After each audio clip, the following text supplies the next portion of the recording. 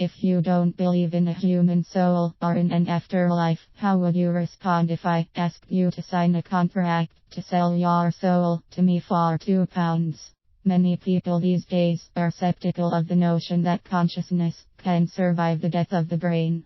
Modern science points out that damage to certain crucial structures in the brain, such as the thalamus, will cause a loss of consciousness.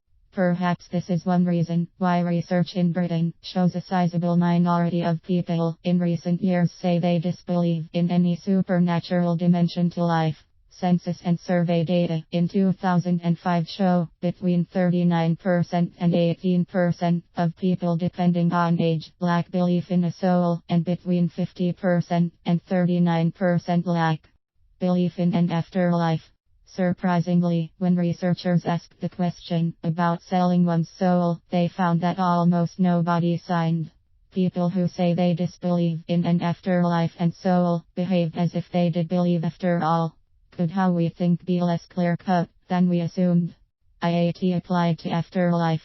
Psychologists have long maintained that our conscious attitudes and opinions may not be the whole story of how we feel concerning an issue.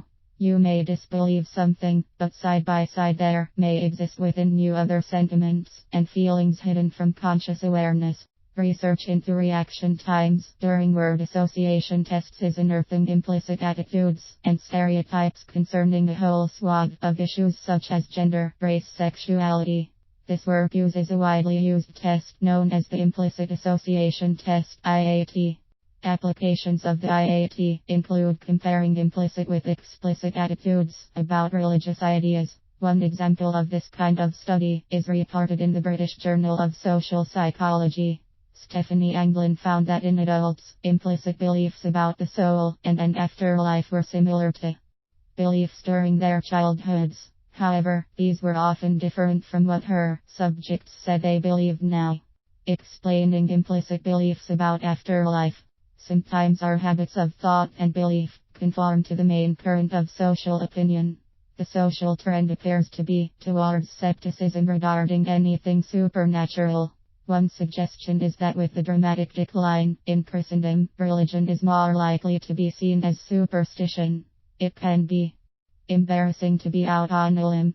Perhaps we are capable of deceiving ourselves about any reservations we might entertain regarding what other people think.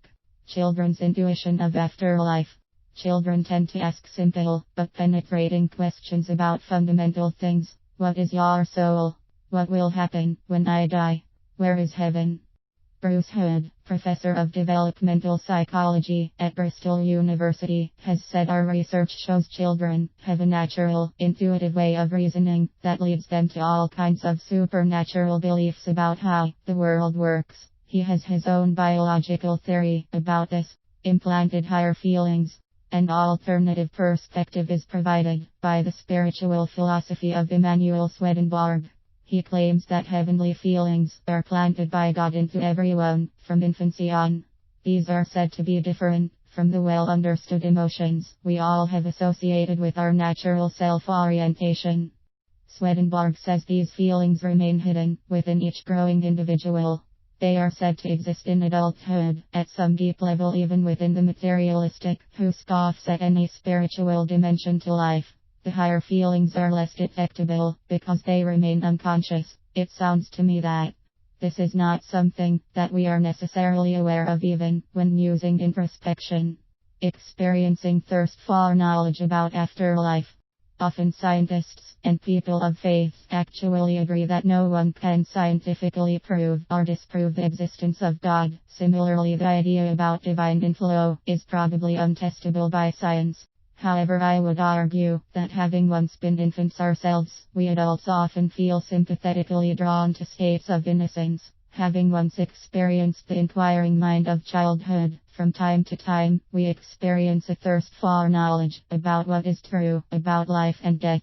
Having reflected on deeper issues in our youth, we sometimes seek spiritual answers to personal problems. Such hidden affections for what is good and true are said to be the origin of the sensitiveness we have toward what is decent and noble.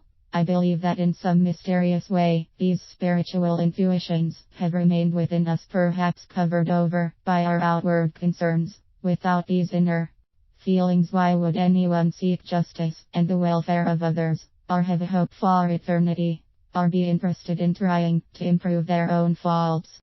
Can the unconscious remnants of heavenly feelings explain the difference between implicit and explicit conscious attitudes we have towards an afterlife?